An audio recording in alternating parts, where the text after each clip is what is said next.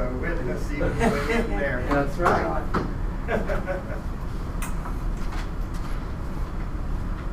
Well, I hope you didn't. I'll get it back. I just want to get it back. I don't want to get it back for the weekend. So how long does it take then? 2 weeks? 2 weeks. They said 4 days on the initial estimate, but the initial estimate was only $1,800. That's Well, what they had to order all these different parts. They have to order them and they have to paint them. They have to send all the things, do some negotiation with insurance. They remade the whole car, yeah. But I mean, the damage, I drove it for 3 weeks. It was hard to see it unless you were looking for it. That's my friend got shot. I took him to the Lexus dealer, specifically because it's a new car and somebody else because they use. And I said I didn't want anything third parts. Why, that's right. Yeah.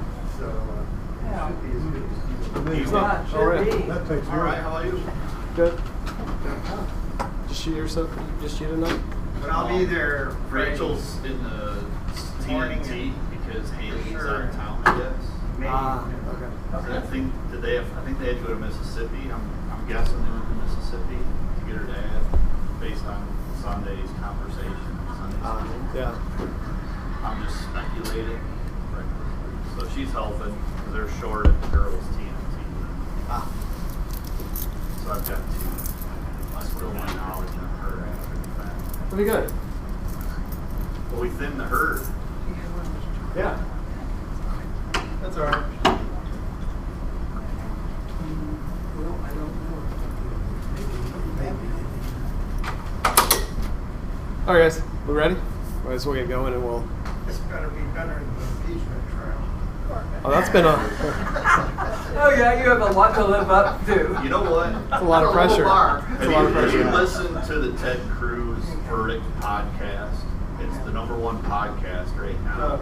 He goes through every day. He tells you exactly what happened. Like he He was was a in constitutional lawyer, Yeah. Okay. and it's on there. And if you want to know what went on every day, he will tell you, and he'll tell you unbiased. He'll say this was good for Trump, this was bad for Trump, this was good for the Democrats, this was bad, and it's easy to follow, and it's very interesting. I would recommend it if you have any interest in it. It's called Verdict with Ted Cruz. I might watch it. I don't trust people with beards. No, neither. Whoa. Any sort of facial hair, yeah, you just can't trust it. We've got a few in here. Yeah, I know, right? Now, what do you do? All right, let's. We're like I said in the email today, we're going to be in Daniel 2, chapter 2. Speaking of one of his first dreams, he has many dreams. Some people actually would look at dreams as maybe a trance, that he was living in a trance-like state versus just having a single dream. Other people looked at it more as a series of dreams over several nights or several weeks. But we'll talk more about that here in a second. But before we get into it, let me pray and we'll go. Heavenly Father, thank you for tonight, and thank you for letting everyone be here to be able to learn more about the book of Daniel and its significance in our lives, and just guide us and lead us through all this, and let us feel your presence and be able to use what we learned tonight and what we discussed to glorify and honor you. In Jesus' name. Amen. All right, if you yes, sir. Are we meeting next week? No, everything's Okay. closed next week. Everything's closed, yeah. Yeah, but the following week we'll be back. Spring break, not really, but It's break for the school. It's winter break for Rumble ISD. is that the lame name they give it? Well, Just it's lame as far called as I'm Kingwood concerned. Goes to Disney World. Yeah, That's yeah. basically what it is. It's silly, but that's my own opinion. Last week we were talking about. Well, first we were just mainly getting introduced to Daniel and his three friends, Hananiah, Mishael, and Azariah, also known as Shadrach, Meshach, and Abednego. They were introduced to the king at the end of chapter 1, and as we begin chapter 2, there is some conversation if maybe one came before the other, as in 2 possibly was written before 1 based on how some of this is introduced, and we'll see that here in a second. We also know through this that when we get through chapter 2, verse 4, halfway through verse 4, it changes from Hebrew to Aramaic. We discussed that a little bit last week about why that could have happened. Some would say that maybe even the first chapter in Daniel was written in Aramaic, but then translated to Hebrew, possibly at some point before chapter 2 was written. Well, we call it chapter 2, but they'll refer to it as just the next section or the following dreams. But just as we remember through this, the exile. How many of you guys were in Sunday school this last week? So you heard everything related to our friend Hezekiah, and well, as much as we could for that short period of time. It's a similar sort of time period that, of course, we are with Daniel. He is more in the Persian era. We're still dealing with Babylonians. And one thing I wanted to bring into this is this timeline. I know it's hard to read, so I'm going to do my best to kind of provide some things. 612 BC is where the Babylonians take out the Assyrians up there in Nineveh. And I have a map here that kind of gives you an idea of a breakdown of what that is. This blue line here is what, so we're in Jerusalem right here. And here we're kind of in Assyria. You have Nineveh up here, but the rest of Assyria. So the first time they went into captivity with the Assyrians, they went from Jerusalem all the way up, traveled hundreds and hundreds of miles. And Jeremy and I were talking about this today. And the reason they went this way is, one is they had trade routes and just roads that went this way, but also this was extremely mountainous. I imagine those of you guys who've been there have seen that and have seen how this is. It'd just be really hard to pass straight through, so that's why they went this route. So they had that. And then you had these other routes, of course, are coming back. One is coming back from Assyria, but the others are going to Babylon and then coming back from Babylon. So Babylon, just for the references, is right here. All of Babylonia. You have Chaldea, which we talked about the Chaldeans a little bit as well. And so you have this just back and forth exile. And a lot of this is covered in 2 Kings and Nehemiah and in Ezra, as well as in Jeremiah. But you'll see this kind of this back and forth, what these people had to do, the hundreds of miles they had to trek. And the reason that this is important is they're in an era or a time referred to as the diaspora. And you may have heard about that in your Sunday school class this last week, which pretty much means being dispersed or dispersion. And so pretty much what that is that the people of Jerusalem, the people of Judah, have been dispersed through this entire region. Just because they started here doesn't mean they all ended up in the same place, and then all of a sudden they all came back to the same place. They were dispersed throughout the entire world, well, their world as they knew it at the time, and continue to this day. So even the argument to that, Jerusalem has not reformed to the point of what the expectation of the Jewish people were, to where all Jews come back to Jerusalem. So they're in still what we refer to as diaspora today. So we have that dealing that they're going with. The good thing about the diaspora is that it gave them a significant amount of time to work on their literature. A lot of the stuff that we read was developed during the time of the diaspora while they were out and around and not in Jerusalem. And why that's important is, as we know from Daniel and we know from some of the other prophets, as well as that's important because they were able to write about who they were as a people. And that's what we see a lot in the Old Testament, is they're writing about who we are as people of Judah, who we are as Judeans, people who have this one and only singular God, and how to separate them from the rest of the world. Remember, when they were in the Babylonians, with the Assyrians, eventually with the Persians, with King Cyrus and Darius, those are all polytheistic communities. And they're trying to remember that we're a monotheistic community. We believe in a single God. And how do we remain separated from the rest of these people? And remember from last week, how did Daniel and the rest of his people remain separated? What did they do? What was one of the major things that they did to make sure they were not like the Babylonians? They didn't eat their food. Right. It was the idea of continuing to be kosher. Right. They did that. Was probably one of the main things that they did. But they also had their laws that they continued to practice. As we know through Daniel, they continued to pray to their one and only God. And of course, that gets them in trouble later on. But the point is that a significant amount of scripture was created, scripture and literature, stuff that we don't see in our Bible, The Talmud, which is kind of the arguments and debates of Jewish law, was created during that time. Of course, the Torah was mostly created a lot during that time, or developed more. And then other scripture that we don't have in our canon, but you see in other canons, such as in the Jewish and in the Roman Catholic and the Eastern Orthodox canon, was created during that time as well. So it's actually a really good time in regards to the creation of literature for them, which I find to be interesting. Let me jump back here. We're going to talk about Daniel, and so eventually Daniel, once he interprets this dream, I don't want it to be a complete spoiler, but once he interprets the dream, he gets the power over Babylon, over all of Babylon, and that's what we see here in the green is what during the time of Daniel Babylonia consisted of. So we have Egypt over here, went all the way over to the Persian Gulf. So everything in this area was that he was over. The capital is right here. There's Babylon right there. As you see, they came and took the Assyrians. We have Nineveh up here.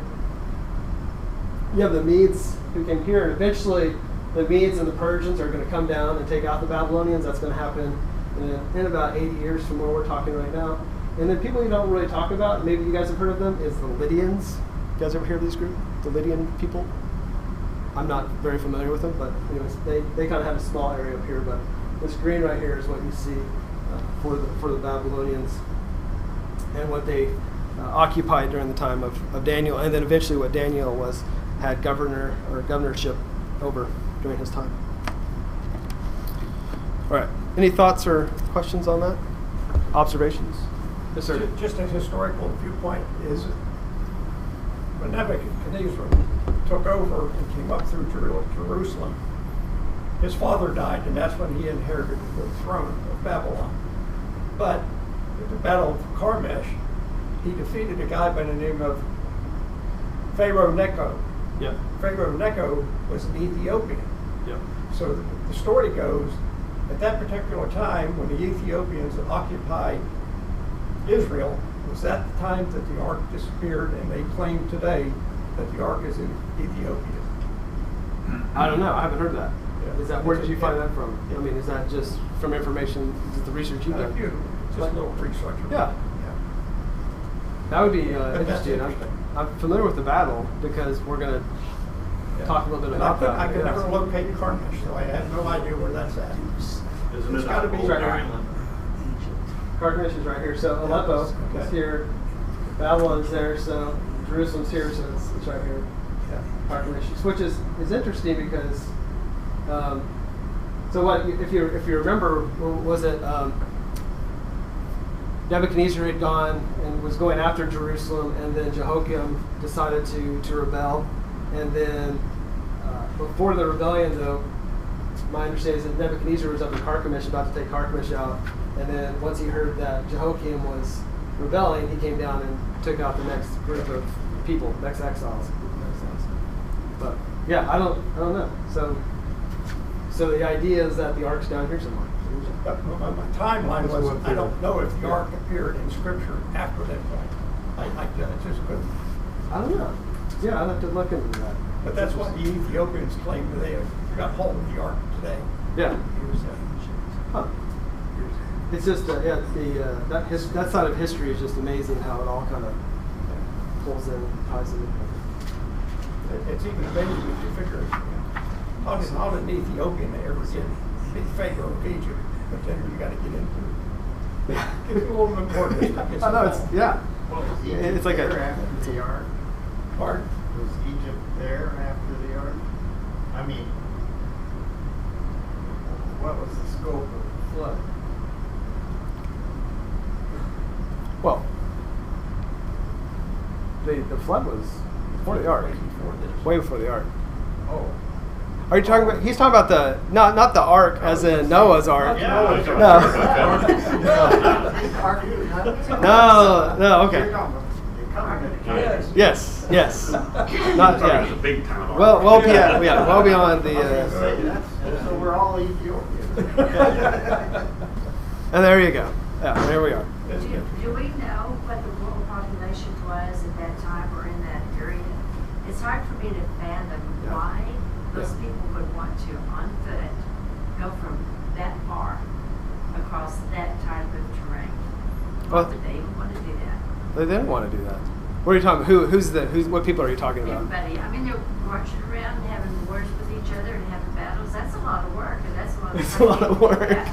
Well, they needed resources, right? They needed Power. land and resources. And Power I and don't plunder. understand it. What else gonna do? There wasn't YouTube. Right. I mean, it's all about It power. wasn't easy traveling, so it makes No. me wonder why in the world did Yeah. they even have trade routes? But Yeah. Well, the kings they wanted more power and land and money and resources. That would have been pretty cool to see But it wasn't like millions of people? elephants coming to invade. I don't think so. So to give you a perspective, then last week when we were talking about Hezekiah and him going back, it was about 50,000 people that went with him in that first return back. But it's I mean there are stats about how many people were there at that point, but I'm not sure exactly right now. yeah. Could you? I mean, if you got to think, there's probably a lot of fallout from this point all the way to here and back. Because to think about if Nebuchadnezzar was up here in Carchemish, and then he decided to come to Jerusalem, and then he goes back up to Carchemish, and then they head back over to Babylon, and that's That would take years. everything's so compact here, right? It's like when you read the Bible, it seems like just things are happening one day after another. But yeah, you're right. It could be months of travel in between, and Yeah. especially if you're moving a large army from one group, and then all the resources of that. All right, we might as well get into the scripture. All right, let's see here. Where do we want to start? We'll go through.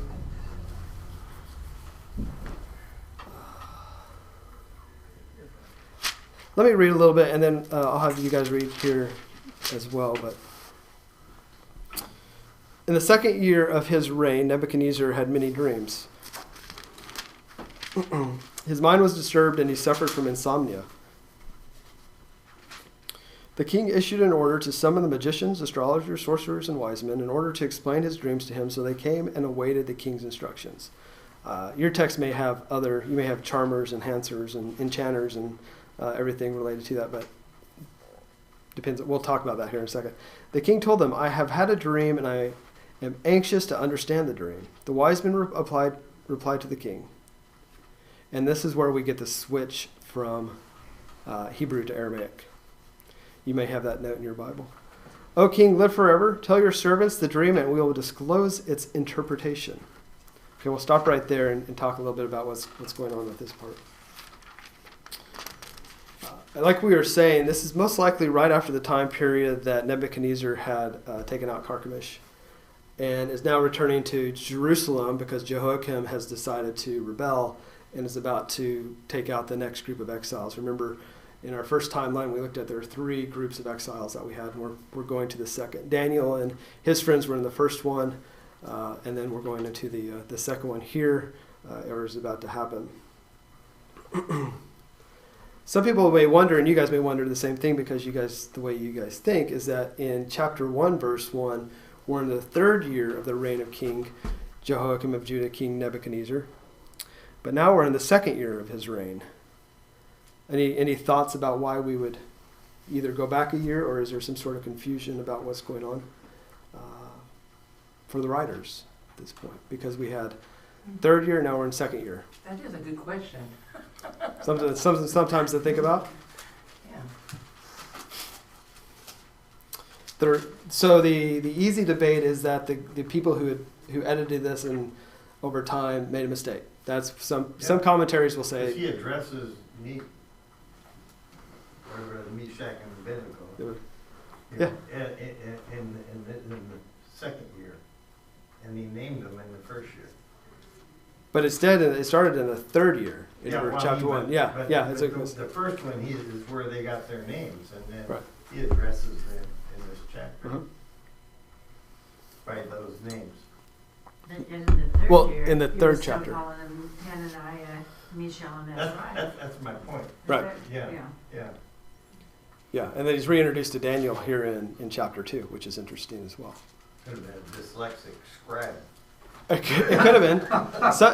It could have been. Others would take, and I think this is probably one of the more popular opinions, is that this could be the 2nd year that Nebuchadnezzar had full control over Judah at this point. I mean, this is the second year in, and that could be that's just another take, another option that people have brought into trying to interpret why it would say in the second year of his reign, as in his second year of his reign over Judah at this point. Because initially when he attacked Judah, he was going to kind of make them a vassal state that paid tribute to them, and he was going to just take some of their ruling class and be done with it. But since they're rebelling against him and not paying tribute, because remember, Jehoiakim tried to ally with the Egyptians and saying, hey, if we team up together, we can take out Babylon.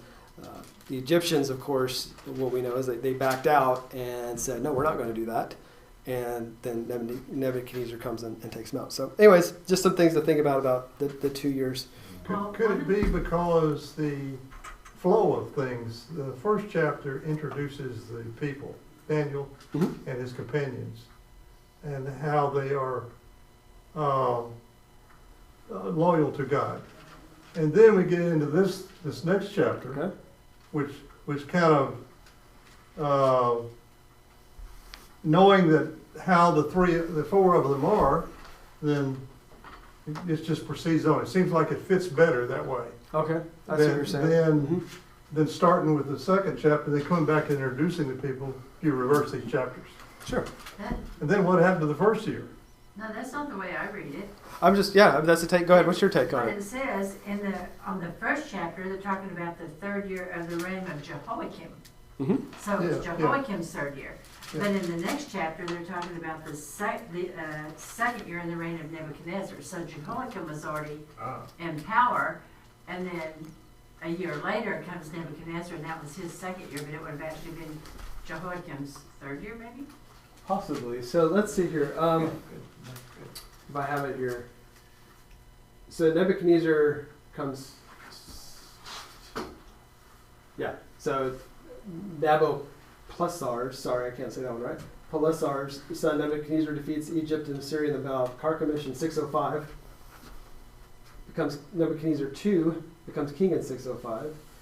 He defeats Jehoiakim, king of Judah, and Jehoiakim becomes his vassal in 605. And then in 601, Jehoiakim rebels against Babylon after Nebuchadnezzar's failed invasion of Egypt. Does that shine any light on that for you guys? About how that could work out? I think you're wrong. Yeah, I can't see from there, but Jehoiakim was... I'm sorry, I'm trying to make it so big, much bigger. But Jehoiakim was king longer than Mm-hmm. Nebuchadnezzar. He was Yeah. king first. Well, No, he wasn't. He was only king 11 years. yeah. Well, I mean, Jehoiakim. but it was he became a king Before. before Correct. Nebuchadnezzar Yeah. became a king. Mhm. Right. He did. And then there is debate here in this time period if the authors who wrote this, who claimed Jehoiakim may have been Jehoiakim, his son, because Okay. of some sort of more people would understand who Jehoiakim was more than Jehoiakim. That's another way to look at it as well. But yeah, there's a lot to it. But I see your point as well about how that could be played out too. But we briefly talked about before we even started actually what the dreams was. The dreams that he was having, like I said, some people would look at that as a trance. Maybe he had multiple dreams over a period of time. Either way, it had caused a level of insomnia or unable to sleep. He was extremely disturbed and suffered by this. When you dream, Mhm. and maybe this isn't relevant, do you dream in real time? I mean, my point is, he could have this huge dream that he was gifted with. Like, could that happen in a 10-minute period? I mean, can you have a long? Yeah, where it feels like you're it's not long supposed time. to happen Yeah, it all uh-huh. the time because Yeah. obviously you don't live it in real time, but Right. Yeah. How long do you have to be asleep to have a dream of significance?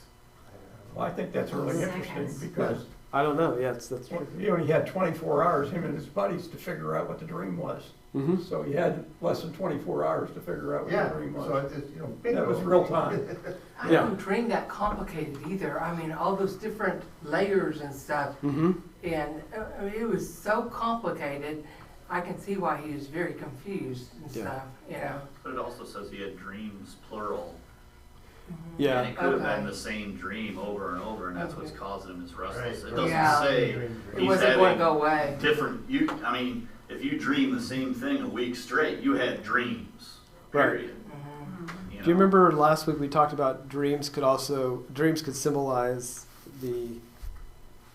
that it's going to happen, that there's a Like a harbinger or maybe a omen. prophecy, or that it's something that's going to happen because it's referred to as dreams versus a dream. But I think there's other ways to look at it too, that this was happening over a period of time. And it could have been, obviously it was very disturbing. And another question you can probably think about through here is if God is sovereign, which we know he is he allowing the dream to happen for Nebuchadnezzar? But then as we dig deeper into it, the king doesn't remember what his dream is. So we have to figure out how that works out. But what's interesting is we go into verse 2 here in chapter 2. A decree or an order is called to call in all your magicians, astrologers, chanters, charmers, Chaldeans, exorcists, you name it, they brought it in. Some would say the author is mocking the ability of these people because he knows that they are just earthly people with earthly abilities. Though there are times, if you look back in the time of Pharaoh and his magicians, they were able to do things that would be considered to be supernatural.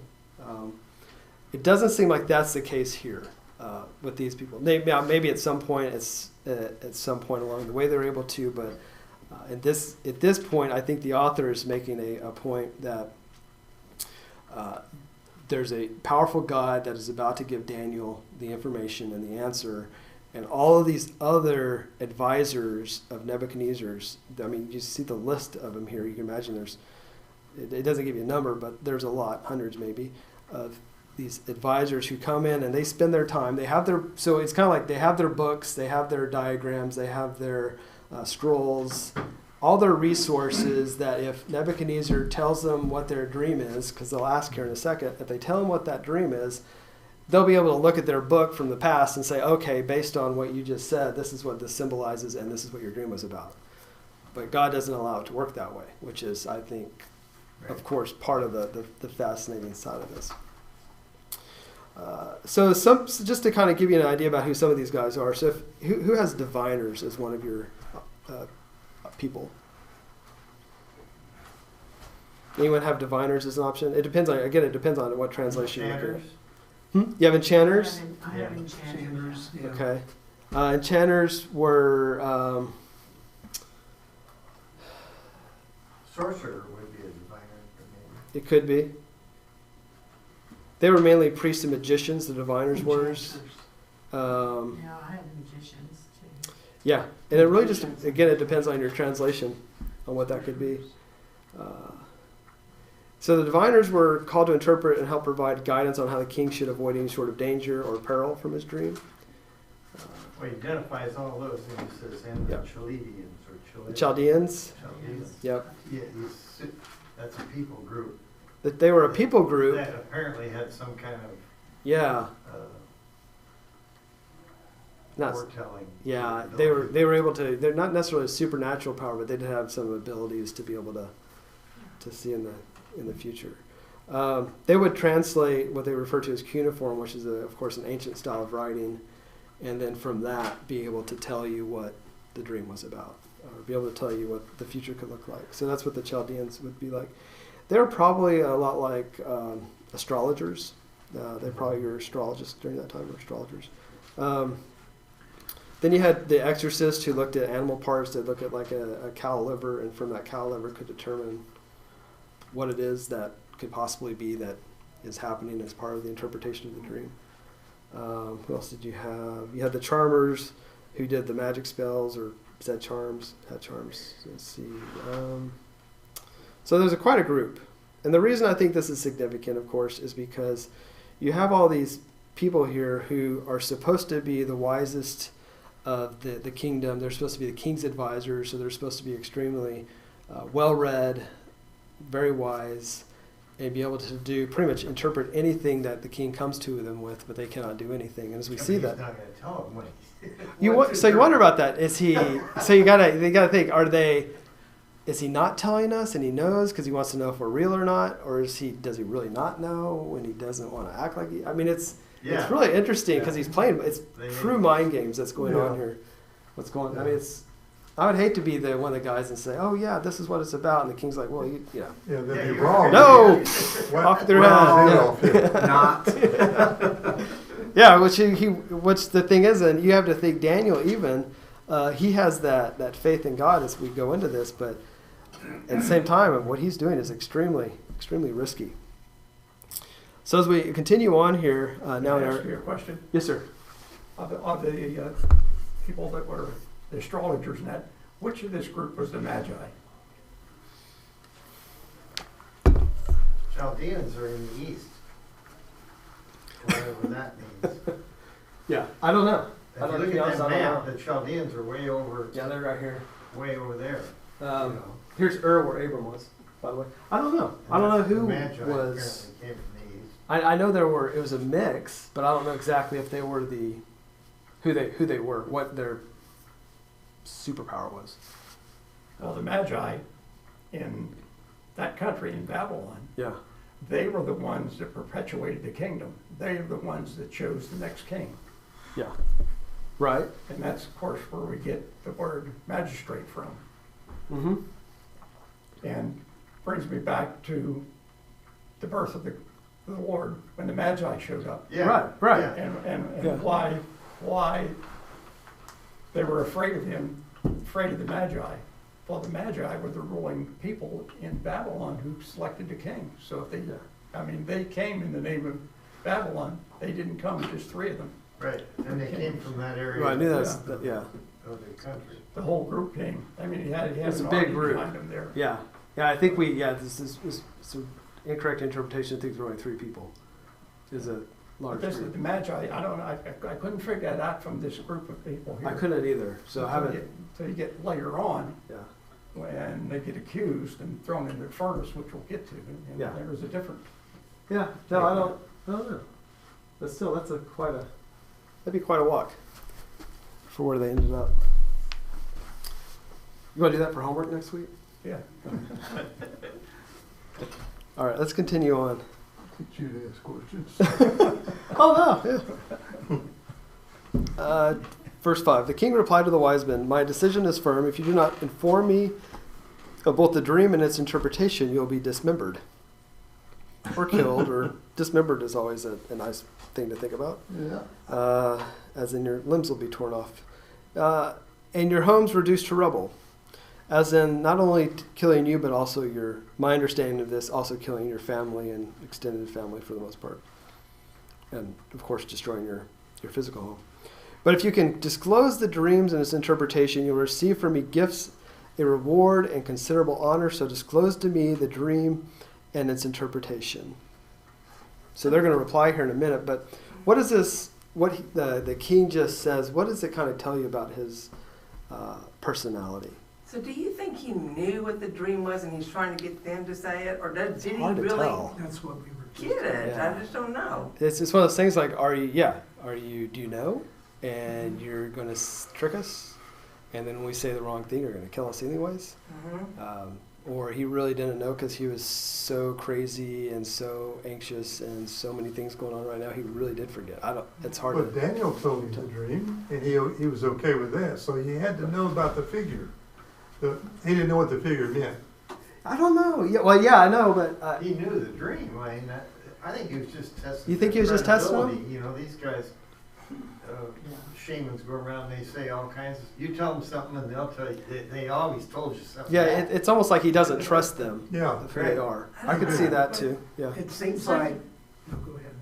It's like you said, they looked stuff up in books, so if he gave them the words, they were just looking it up in the dictionary. So rather than giving them the words, Yeah. he was saying, you tell me what the words are. Right. Let me see, anybody can look something up in a dictionary. Right. But could he see all the different properties that thing was made of? You know what I mean? So Did he I don't know. understand it? I mean, He maybe this didn't is see it different clearly. from this, or was Yeah. it, or but how was it different? You know? Yeah. Yeah, I don't think he saw it clearly, which is part of it. And I think he was. Well, you got to just think the guy was nuts. At the end of the day, I mean, really think about how he responded to people, and he's pretty much going to say, "If you don't give me the right answer, I'm going to kill you." And then pretty much the next thing that comes out of his mouth, if you do figure it out, you're going to be extremely, well rewarded with extravagant gifts and considerable honor. And eventually, what does he do for Daniel? Later on, Daniel is now looking over the entire kingdom. So the guy's just all over the place, and so who knows? It's really kind of hard to interpret his psychology of what's going on there. And you can tell as you go into verse 7, the reply that you get from the people. So they again replied, "Let the king inform us, or inform his servants of the dream, then we will disclose its interpretation." Yeah. Well, that's kind of the easy way out, right? So why do you think the author has a reason to do this? Because you have to think, who were the first people to read this? It certainly wasn't us. It was people who were in the diaspora or in the exile at the time were reading this. And if we remember from the first week, one thing that when people were reading this, especially during the time of the Greek and Roman occupation of the people of Jerusalem or Judah, they were looking back at this as Daniel was the hero who was able to survive Nebuchadnezzar and actually outwit Nebuchadnezzar. And so think about what is it that these first-time readers or even second or third generation readers are seeing from this? What are they seeing being contrasted here between what the king's advisors can do versus what they cannot do, and then eventually, as we go in here, what Daniel is able to do? You don't have to necessarily answer that, but think about that as we go through this. Is if you were there in the 5th century, how would you be reading this versus now? I think one thing that you see from here is a message of eventual hope.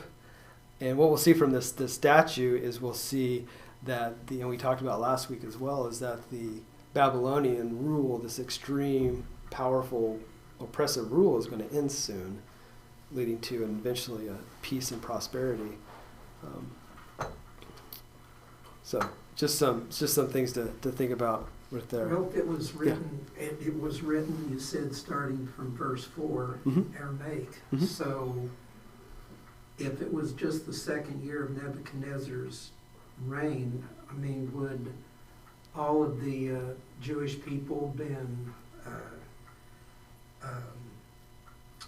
not the word acclimated, but would they be speaking Aramaic instead of, would they be bilingual at this point? Well, I think there's probably other things.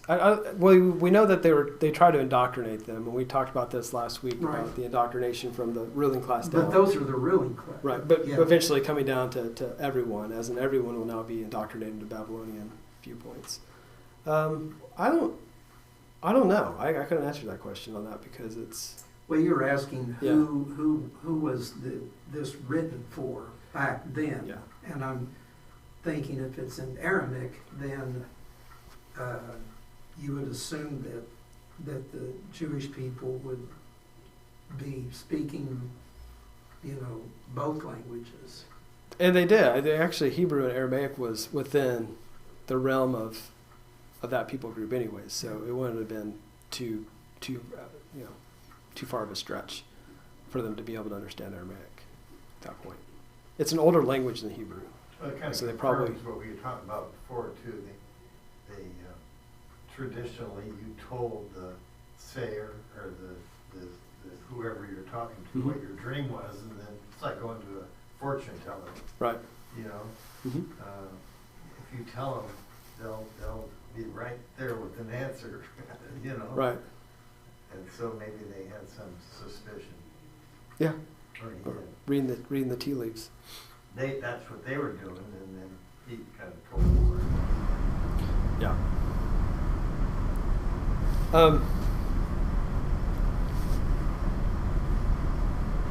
Let's continue.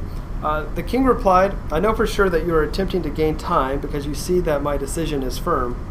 So obviously here the king does not trust Yeah. the advisors by any stretch. He thinks they're trying to manipulate him too. And I would assume he probably thought there's a continual conspiracy against him as well. And you'd think people like that probably did think such a thing, that Yeah. someone was always trying to conspire to take him out.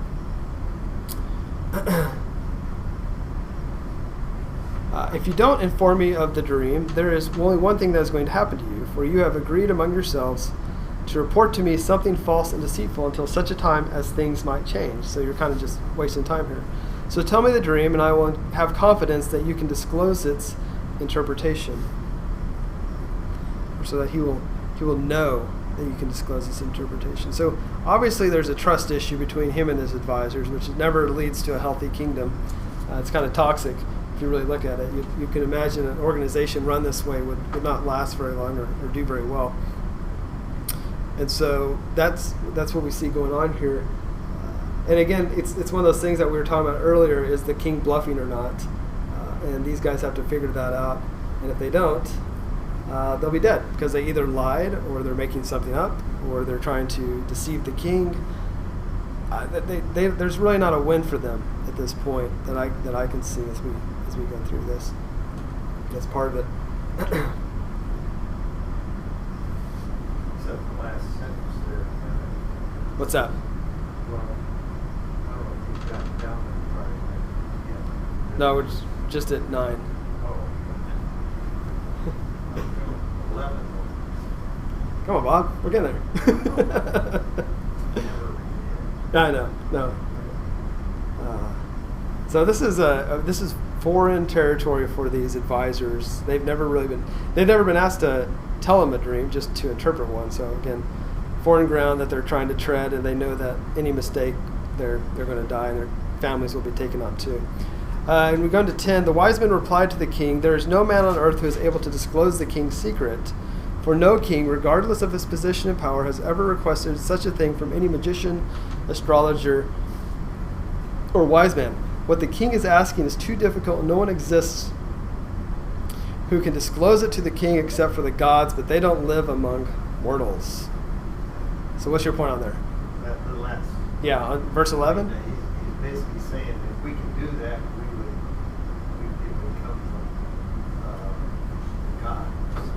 Right. So they believed, so the Babylonian advisors and priests believed that their gods were very distant and aloof. You have to remember, from their creation myth, the reason people were created in the first place according to gods was to handle all the kind of the stuff the lower gods didn't want to do, such as dig trenches and build things and haul dirt and haul water. They didn't, and the gods found, of course, the people to be annoying, and so the gods stayed away from the people for the most part. Is kind of what you're seeing here, as in they don't live among the mortals, or they're not able for us to access. But the thing is that the author is doing this on purpose. He is setting up Daniel, and he's setting up the Jewish God to be complete different contrast to what these pagan gods are, and to what the kings believe, and what the king and the advisors believe. So no king, and so remember, the king Nebuchadnezzar thought himself to be divine. So no king can even figure this out. Even a divine king like you, Nebuchadnezzar, can figure this out. None of us advisors, magicians, astrologers, or wise men can figure this out. And only the gods can, but they aren't even going to talk to us because they are not even amongst us. So they're in a really big bind here. So what we're seeing, again, like I said, is a contrast of what their lack of faith in their gods, contrasted with what we're about to read about the extreme amount of faith that Daniel has in his God. And so as we continue on into 12, because of this, the king got furiously angry and gave orders to destroy all the wise men of Babylon. So the decree went out, and the wise men were about to be executed. You may have a little bit different translation there. Does anyone have a little bit different there in 13? Because there's some debate about that. About to be killed, about to be executed, about to be slain. I was reading earlier a little bit more about this execution. And they lumped Daniel and his buddies in that group. Well, you kind of wonder, was Daniel around while this was all going on? You know, because he was part of that advisor group at this point. So you kind of wonder if he was he in? Not that he was advising, but you don't think he was in it? Yeah. Okay. I've seen that argument. I've seen other arguments too. It was his boss that recommended he go interpret the decree. So He would have known that. You don't think he was in the big court? Because as you read on, they come look for him to kill him, and he's like, Well, maybe he took "Don't off. kill me." Yeah. Yeah. It says that they sought Daniel and his companions to kill him. So the idea of we're about to be, some have taken the original Hebrew of we're about to be to actually not to be about to be, but was actually happening in the present moment. And that was based on the grammatical tense of the Hebrew word. But I like to think they were about to be, but again, people like to debate about different Hebrew words in certain ways. But anyways, they also sought Daniel and his friends so that they could be executed. So thinking of this, of course, Daniel was then put up, remember they were set up as high advisors at this point, or high level advisors at this point. And so they were being looked at as well. Daniel spoke with prudent counsel to Arioch, who was in charge of the king's executioners, who had gone out to execute the wise men of Babylon. He inquired of Arioch, the king's deputy, "Why is the decree from the king so urgent?" Then Arioch informed Daniel about the matter. So Daniel went in and requested the king to grant him that he might disclose the interpretation to the king. So what a little bit different here is how Daniel approaches the king there in verse 16. So when Daniel goes in and requests the king to grant him time, what does he do that what does he not do that the other advisors did when they first responded to the king? Which is to be honest, a huge faux pas. And it's surprising that Nebuchadnezzar didn't respond to this in a negative way. Well, the other advisor said no man can do this. Go further back. Nobody. Go further back. When they were first addressing the king, how did they say, "May the king live forever"? May the king live forever. So when you walked into the king's court, you were supposed to bow to the king and say, "May the king live forever." He walks in and says, "Hey, I just need some more time." And so there's this kind of the exile the Judean exile who now has the upper hand on the Babylonian king, who's supposed to be the guy in power. And so it's almost like there's a little bit of a power switch at this point. Yep. That Nebuchadnezzar said, or he determined from when they did their oral exams that they were 10 times sharper than the rest of the advisors. Right. Yeah. Yeah. So you think that's why he didn't have to? He maybe had a different relationship with I them? think, that's exactly what. Okay. I mean, I don't disagree with that. I just wonder, you still wonder when you see, reading books and seeing shows, when someone approaches a king, no matter their level, even the queen, when she approaches a king, would always, something is said. So I think sometimes people, what's that? Subjugation. Subjugation and protocol. Yeah. So I just wonder if he's kind of stepping around that and just. Another take on that. Yeah, go ahead. The other guys wanted a hint from Nebuchadnezzar, the king. Yeah. What was your dream about now? Can you tell us? And then we'll interpret it. He didn't ask him that. He didn't ask him, give me a hint there, king. Right. He just said, just give me time and I'll tell you. Yeah. So, because what is that telling you about Daniel? What's his angle? He had faith he'd know the answer. He had He faith wasn't that afraid. God would provide that. Yeah, because He knew had that faith in God, yeah. And that God was with him. And that's the thing with this, is throughout this entire story of Daniel, the entire book, God is, even though you don't see God's hand all the way through it, he is guiding the entire thing. And God is with them. And that is another thing that the exiles who are reading this or heard it most likely they heard it versus reading it, because most of them couldn't read. When they heard this story, they knew that that God was with them, and that even though it was an oppressive regime that was over them, God was with them and eventually would save them. So Daniel, like verse 16, Daniel goes in and requests that time. Then Daniel went, in verse 70, Daniel went to his home and informed his friends, Hananiah, Mishael, and Azariah. And notice that they're using what names here? They're Hebrew names. They're Hebrew names, right? Again, this shows the power of the Hebrew God over the power of the pagan gods, is what you're kind of seeing a contrast here, the living God. So we're going back to the Jewish names. Well, Daniel had one advantage over the others, because when the others approached the king, they had no idea what they were walking into. But Daniel had the opportunity to talk to the guard Yep. and found out what happened, so he knew what he was walking into. Well, yeah, that's a So good he point. had time Yeah. to kind of Yeah. prepare his defense, Yeah. or Yeah. At least he to knew. set up his position, because he knew Yeah. what he was going to. He knew Well, what obviously Nebuchadnezzar would be Daniel mad. had rapport too, because the best way, not that I've ever done this, but usually surprise is the best way if you want to off someone. You don't just walk in and say, "Hi, I'm here to kill you." Right. You know, that's a lot harder to do it that way Yeah. than just walk in, just whack. Right. You But he know. hadn't yet killed the others.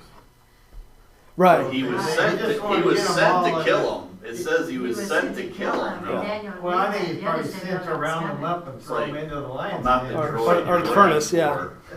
So when they first went to the king, they Because were the all others are happy still and alive. like, okay, Right. we're here with the king. And Right. Daniel's Or going, maybe "Whoa, some this is a died. big He says, deal. "Don't Better kill watch the my rest." step." It just says Yeah. others. It doesn't say I think all so. of them. I think so. Yeah. There's a. Yeah. So, as we said, let's see here. Let's keep on going. 17. Actually, make sure. Should I skip anything?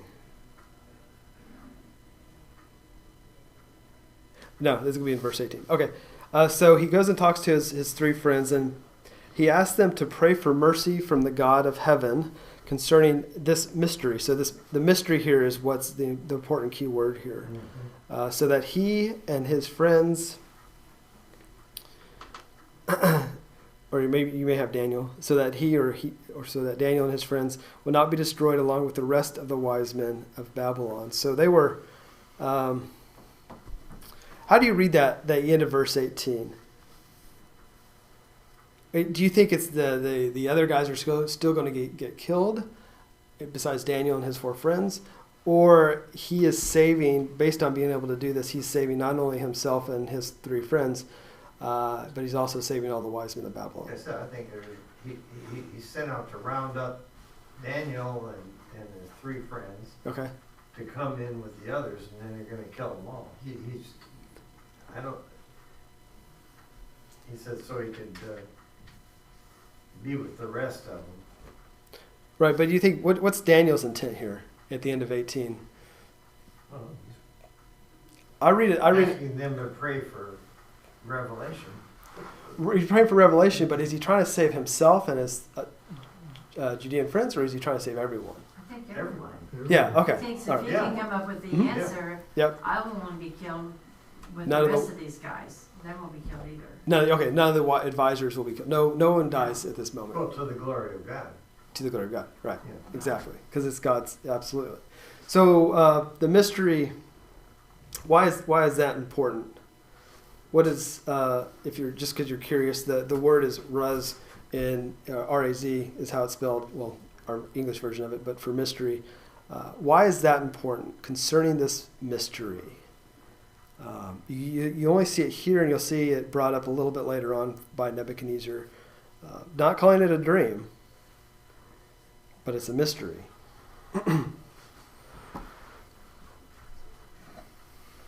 Well, in my study Bible, it refers, it has that italicized, but it's referring back to the God of heaven. Okay. And it then says to reference Ezra chapter 1, verse 2, where it talks about the God of heaven. Mm-hmm. And that says this is a key word in Daniel. That was, it shows up in a number of verses and chapters across Daniel. So it's the mystery, according to this, is referencing why did he call them the God of heaven? Okay, so I can see that to a point of the God of heaven can only do what? Is I think where you're going with, is where this is Well, going. it says instead of calling him Yahweh, Yep. he called him the God of heaven, the God of Israel. You said Right. he blessed the God of heaven, and mine says that. Right, but the God of Israel can what? He's the only one who can provide the knowledge and the wisdom to interpret the dream. Is where this is going. The mystery can only be Right. I think interpreted. Go ahead. it's a matter of perspective. Mhm. To Nebuchadnezzar, it was dreams, but to Daniel, who had a relationship with God, it was a mystery. Or Okay. an So opportunity. that, because that was Daniel's thoughts, was this is a mystery. Or prophecy. I think it's an opportunity. Yeah, no, it is an opportunity. I agree. But I think that the point that is trying to be made here is that this is humanity only is revealed so much, and only God can reveal it. And God is revealing something that no one else can know, because not even, it's up for debate, not even the king knows what it was. It's trying to be interpreted here. And so it's showing that you have a God, the one and only God, who has the ability to do this. Okay, Versus- listen to this. It Yeah. kind of corresponds to what you're saying. I'll Okay. read this here. It won't take long. Chapter 2:18, God of heaven. In this chapter, this Persian title for a high God is used to refer to Yahweh, the God of Israel, mystery. A key word. Okay, it also appears often in writings, the Dead Sea Scrolls of the Qumran, which you and I saw that, sect. The Greek equivalent is used in the New Testament to refer to the secret purposes of God that he reveals only to his chosen prophets and apostles. Mm-hmm. Yeah. Exactly. Yeah. That's what you're saying. Yeah. Yeah, you're saying that's so. what To me, I look at that as the dream is the tactic in which he's using. The mystery is the why behind and the purpose behind it that Mhm. God only knows. that only God can provide That God can provide. that knowledge. Yeah. Anybody can talk about a dream, Yeah. but nobody can really talk about the purpose behind the dream. Because God's the only one that can reveal that. Yeah. Yep. Absolutely. I think we're all That's good. going in the same direction there. Something to think about, this mystery that we're going to be interpreting with Daniel here in a minute. Sometimes when you see mystery and the idea of this knowledge that God's providing, sometimes you look well off into the future, as in a eschatological view of what the world will look like when Jerusalem all comes back to Jerusalem. Jerusalem is new and there's peace and prosperity. Other people have looked at this mystery as what it will be when Babylon is no longer in power. Some are looking at kind of a more of a messianic viewpoint of when Jesus comes for the first time. So there's a few ways we'll be looking at that as we move forward with it. But the idea that what the future could look like is part of that. So as we go on here into we've done verse 18, and then going to 19. So then in the night vision, so Daniel now has a vision. Then in the night vision, the mystery was revealed to Daniel. So Daniel praised the God of heaven. And so we get a poem or a song, depending on how you want to look at that. So through this night vision, Daniel understands the mystery that only God can reveal. And he does this wonderful prayer or praise song to God that says, let the name of God be praised forever and ever, for wisdom and power belong to him. He changes times and seasons, disposing some kings and establishing others. He gives wisdom to the wise. He imparts knowledge to those with understanding. He reveals deep and hidden things. He knows what is in the darkness, and light resides with him. O God of my fathers, I acknowledge and glorify you, for you have bestowed wisdom and power on me. Now you have enabled me to understand what I requested from you, for you have enabled me to understand the king's dilemma. I would assume that's how we all pray on a regular basis, right? That's sort of really poetic Absolutely. prayers, yes. Listen to me last night. Yeah, exactly. So I mean, that's just beautiful. Very well said, spoken, Daniel. Thank you. you've got to think, this is of course, a prayer of blessing. And God, as we kind of get a Genesis creation vibe to this, of God being the ultimate creator. Again, the entire prayer, if you look at it and you compare it to the Babylonians, and you compare it to the way their advisors worked or their faith in their own gods, it completely contrasts with how they think of their gods versus how Daniel thinks of his God. He brings in the patriarchs there in 23 of this, related to a God of my fathers, and all the wisdom that he has provided to him throughout this time. One way to another thing to think about this, we have to remember that during the time of the diaspora, or even we'll just stick with the exile at this point, the temple was gone. It had been, for the most part, destroyed. They had no access to it. Even if it had not been destroyed completely yet, they had no access to it. What the people of Judah during the time of diaspora realized is that their God is still with them. But when they went to the temple, they would think that God, of course, resides in the temple. That's what they believed, and the priest would go in and sacrifice and everything. But now that they don't have a temple, you got to think it's pretty hard on them to kind of realize, how do I connect with God? But you're able to see prayers like this, and so the people who hear this or read this in later generations will see that, oh wow, this God who we thought we could only meet in the temple is with us all the time, and we can pray to him. We can have these powerful prayers, and he still imparts knowledge, and he still imparts wisdom, and he still is here with us. So it helps them to be able to link the God. So you have to remember, they're always trying to remember and keep in mind who they are. The God of creation, the God they knew when they were a powerful nation from their past, and the God that they still know who was the God of creation, and the God that has kept them and made the covenants with them. It is the same God. And so a prayer like this helps them remember, which is why we sing, why we like to read the Psalms, why we continue to reference the Scripture, why we continue to pray. We do it for the same reason, to help us remember that is our God. It is the same God that has been forever and will continue on forever. And that helps them do that as well. Does that kind of make sense for that part of it? What he's trying to do here, what the author is trying to do back in that time period? All right. Then Daniel went in to see, verse 24, to see Arioch. Of course, remember, he's a chief executioner, or the commander of executioners, whom the king had appointed to destroy the wise men of Babylon. He came and said to him, "Don't destroy the wise men of Babylon. Escort me to the king, and I will disclose the interpretation to him." So the interpretation, or the knowledge and wisdom received by God to Daniel, he will now tell the king. So Arioch quickly ushered Daniel into the king's presence. You've got to think, Arioch probably didn't want to go off and kill hundreds of people at this point. Though he probably had to at one point in his life, he probably didn't want to this time, just based on how this is being worded. Quickly ushered Daniel into the king's presence, saying to him, "I have found a man from the captives of Judah who can make known the interpretation to the king." Is this odd? Think about what he says. Yeah, because Daniel had just seen him the night before. Seemingly, right? Yeah. Yeah. Isn't that weird? And now he's getting reintroduced. So you kind of wonder, why is this happening that way?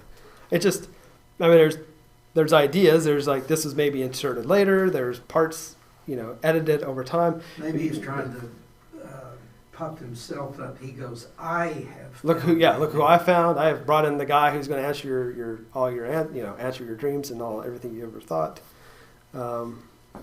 Because earlier on, as you reference back, Arioch told Daniel about what was going on, but it doesn't seem like Arioch went in with Daniel to the king there in 15 and 16. Here he takes Daniel in. But then look at 26. The king then asked Daniel, whose name was also Belteshazzar. So again, we're not using his Babylonian name. And that is symbolic of him still being fully and truly Hebrew, or fully being a true Jew, or one from Judah. "Are you able to make known to me the dream that I saw, as well as its interpretation?" Daniel replied to the king, "The mystery that the king is asking about is such that no wise men, astrologers, magicians, or diviners can possibly disclose it to the king. But However, or but, either way, there's a God in heaven who reveals mysteries, and he has made known to King Nebuchadnezzar what will happen in the times to come." Why would he say it that way? And he has made known to King Nebuchadnezzar what will happen. The dream and the visions you had while lying on your bed are as follows. well, what he's been doing is assessing the king's dream Mm-hmm. to God. Right. Right. God's made you know of that. God. Now I'm going to tell you what it's about. God has given me But it's a the. God-given The dream. singular source of this, what I'm getting ready to tell you, could only come from God. Right. And God is gracious enough to allow you to know too. Is that? Because he's saying has made known to King Nebuchadnezzar.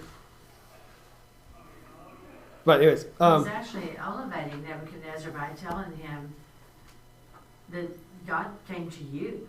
Exactly. You were God's Exactly. choice Yeah. to reveal Yep. this to. yeah, I think that's I'm here a to closer serve way to you. look at it. Yeah, Daniel's just the mouthpiece of what God is Yeah. trying to say. So he's like a prophet. Kind of buttering him Yeah, up. so you're higher than me because God came to you. Yeah, he's giving you this information. I'm just the Backdoor person. evangelizing. Oh, sure. Notice that the king asked for the dream, Uh-huh. and Daniel's response was, "I'll give you the mystery." Yeah, that's good point. Yeah. Yeah. Yeah. It's more than just the dream, it's Amen. what happens. Why do you think that is? What's the difference? Well, Just it's based kind on of like what what we you talked about a while ago. Yeah, yeah. It's God's revelation Right. of a greater picture, what's going to happen. Versus just some facts of what my Yeah. dream is about. This is a bigger, yeah, absolutely, a bigger revelation. Absolutely, I think that's a good way to look at that. Whenever you see where to go, you may have latter days or later days. There in the middle of 228. What will happen in times to come? Latter days, later days. Again, this is where there's that debate about is this the end of the Babylonian rule? Is this the end of the time that the Roman rule, which is the fourth piece of metal that we'll see there on the statue? Is this eschatological? Is this well into the future? So, again, there's a debate there. And at the end of the day, we'll talk more about that when we get there. It's a God-given prophecy, is what he's telling you. Yeah. Telling them. And Right. So that reinforces the fact that it's a God-inspired dream. It's prophetic also. It is, and it's pointing to prophetic but prophetic, remember, doesn't always have to be distant future. It can be, so you remember Jeremiah said the exile with the Babylonians is going to be 70 years. He Yeah. may be talking about what's going to happen after the 70 years. Because it's going to be better under the Persians than it was under the Babylonians. So maybe there's the sense of hope that that's going to happen. Or maybe it is a further sense of, either way, he's providing a sense of hope here. As for you, O king, while you were in your bed, your thoughts turned to future things. The revealer of mysteries has made known to you what will take place.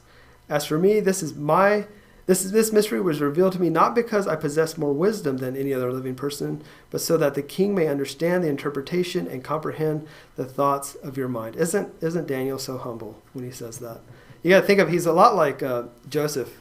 The way Joseph, when he interpreted dreams, later on in life, not when he first did it, he's a little arrogant, but later on when he was working with the Pharaoh, he would come across as a whole lot more, humble. That it was Daniel does not take credit for this information or for this revelation.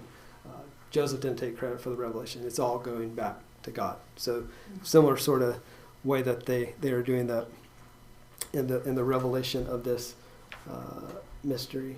Also, the reason some people would say that he comes at this angle, and you guys probably are seeing this as well, is that he's kind of this self-advocating viewpoint of he doesn't want to sound like he's even more powerful than the king or that he's better than the king. The king is still the king, and he is just the provider of information here. In the business world, it's when you give a presentation everybody's congratulating you and you're saying, no, I owe it all to Oh, no, no. Joel over No, here. no, no, He's the yeah. one that taught me everything to do. You know? I just push the button on the Well, I mean, slides. that is kind of butter, kind of not discounting the fact that you have knowledge. It's not arrogantly talking down to somebody. Right. It's actually buttering them up. Oh yeah, absolutely. Setting them up. Yep. You, O King, were watching as a great statue, one of impressive. I'm going to read the rest of this through 36, and we'll talk about it. Of impressive size and extraordinary brightness was standing before you. Its appearance caused alarm. I think I read it was 60 cubits is what they try to 60 measure. by 6. Is that what it was? 60 by 6, wasn't it? Yeah. Cubits are 16 inches. A cubit is 16 inch? Yeah. So you got to just imagine how tall that was. As for that statue, its head was of fine gold, its chest and arms were of silver, its belly and thighs were of bronze, its legs were of iron, its feet were partly of iron and partly of clay. You were watching as a stone was cut out, but not by human hands. It struck the statue on its iron and clay feet, breaking them in pieces. And the iron, clay, bronze, silver, and gold were broken into pieces without distinction.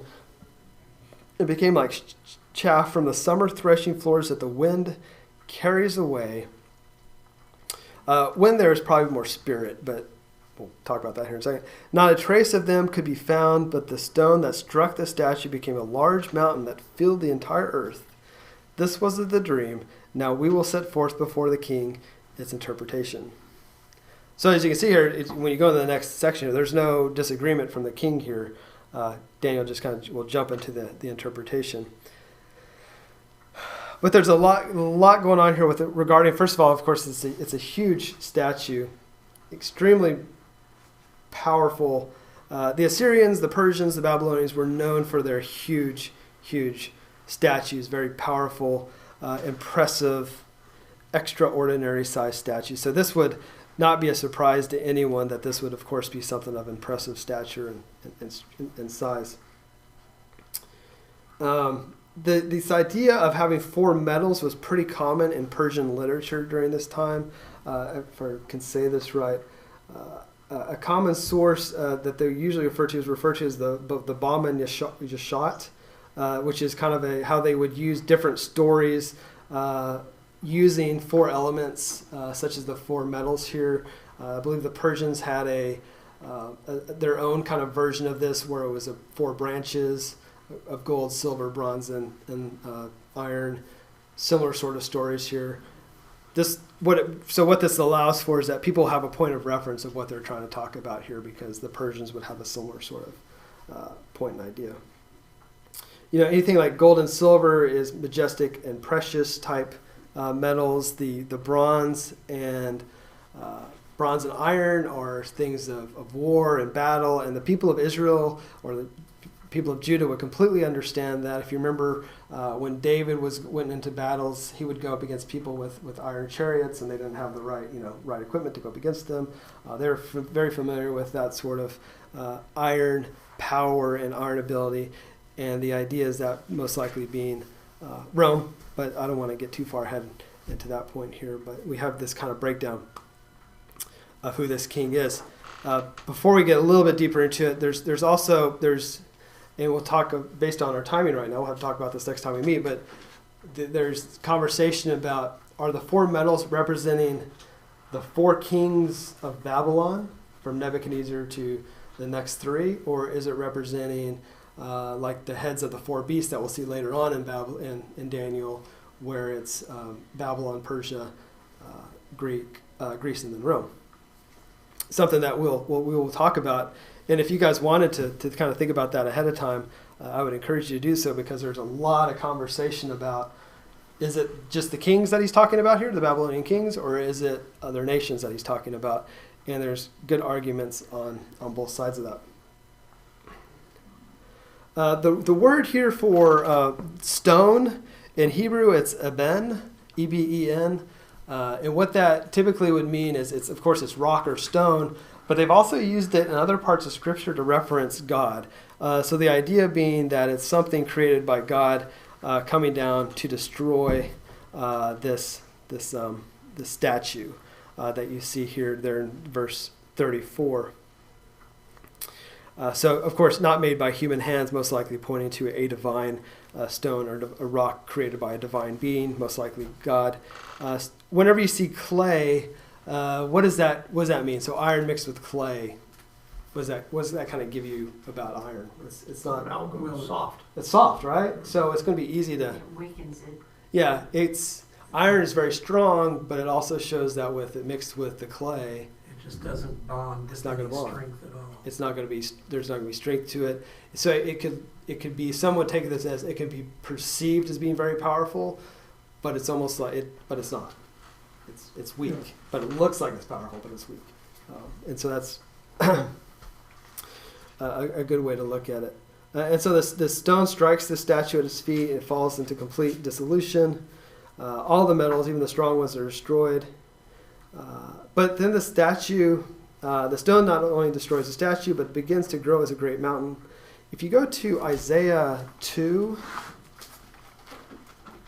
through 4, get a reference to that.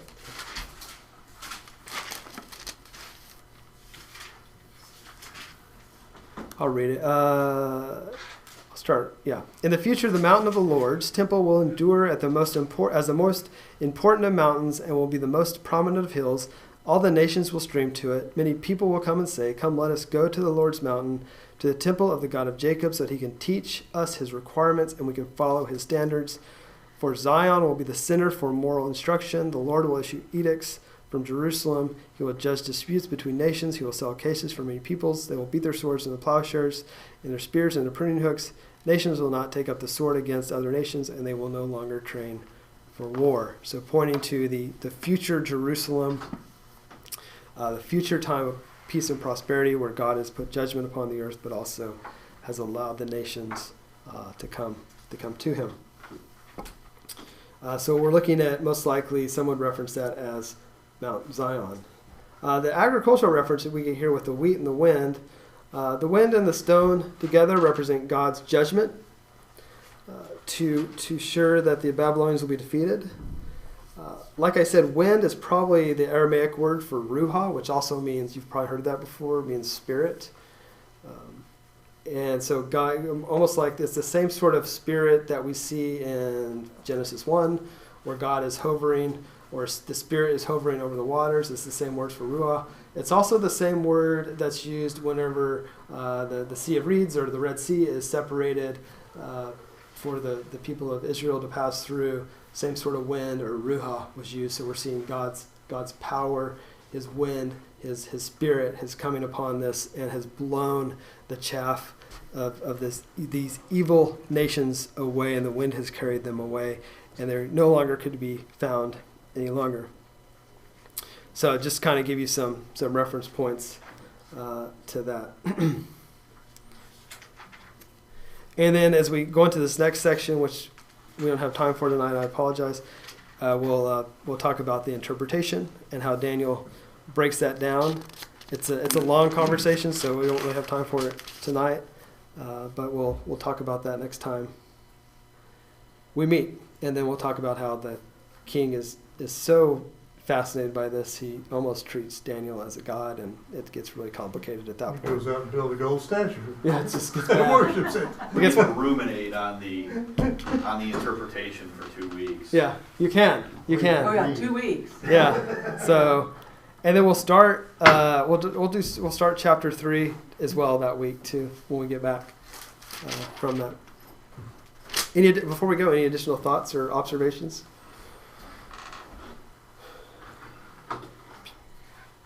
I mean, Daniel just really relied on God so much that he didn't have any worries about anything. He knew that God was going to take care of things and stuff, and he didn't have to do the work. He just had to listen to God. He did. And all he The had to do answers. is speak what God had wanted him to speak. Yeah. That's amazing, isn't it? How? Uh-huh. But what does that tell for us? I mean, let's put a little application here. Or what, you can even go for the people who are in exile still. what did that tell them? It told them, if Daniel, well, like I said in the first week, they believe that if Daniel can do this, then we can do this. If Daniel can go up against Nebuchadnezzar, we can do this. We have hope. We're a nation that's filled with hope, knowing that God is with us. They didn't quite say Emmanuel at that point, but they're looking towards that future of the Messiah, and they're looking towards the future of God's restoring them as a nation. So it's even with all this symbolism and all this time where you think that Daniel at any moment could get killed by this crazed lunatic king, he survives because God's with him. So it's a great book on hope. And Got one observation yes, sir. for you. Mm-hmm. I think I've got a chronological Bible here. And we came to Daniel. Mm-hmm. Daniel is spread all through the remaining chapters in this book. I mean, you can't put it together like in one book at one time and say this has happened at this time. Daniel is spread all through the book. He is. Chronologically. Right. So you can't, like we were talking about the first and second chapters. Uh-huh. It's hard to pinpoint Right. when exactly that was written. Of course, it was written after things happened. Right. It Yeah. doesn't happen immediately. Yes. But chronological, it's really tough. It's a story of It is. Daniel, not a chronological life of Daniel. It's kind of. Well, that's I think a lot of the Bible's that way. It's you have the historical side of it, which is actually absolutely true, but the Well, that's thread how of it we're goes all the way trained, through too, the in books. History, Yeah. you're taught Yeah. chronologically. I mean, just culturally today, that's just Yeah. how we perceive things. Mm-hmm. We read things A to B. We don't read, the story. We're not used to reading things out of, which I think that's why people today have trouble grasping. Not, they question things in the Bible is because they're so used to reading things chronologically, and this isn't necessarily chronologically. It's, to them it didn't matter if the story flowed from A to B. It's just as long as the story was told, Mm-hmm. and it was factual. It, Yeah, as long as there's factual and but you it's can also go allowed A them F to grow as a B country. to D to C, Yeah. and end up in Z. All right, cool. So true. So true. All right, let me pray and then we'll go. Again, Heavenly Father, thank you for letting us be here tonight and this great conversation we're able to have and see that the story of Daniel is about hope and the knowledge and wisdom that you provide us, knowing that you are with us and that you guide us and you are all around us and just moving us forward. And just continue to guide us in all we do and let us seek you as we continue on throughout the rest of this week. In Jesus' name, amen. Thank you, everyone. Thank you. Do you know all the lights by the nursery? They're all out. Yeah, we know, blew they're a all fuse. out. What's that? Blew a fuse, the electrician's coming Oh, hopefully this week. I just didn't know if you guys knew about it. Yeah, we tried to fix it during D now, and I almost electrocuted myself. But other than that, it's good. I have a hard time. That's scary. Some deep thinking with the last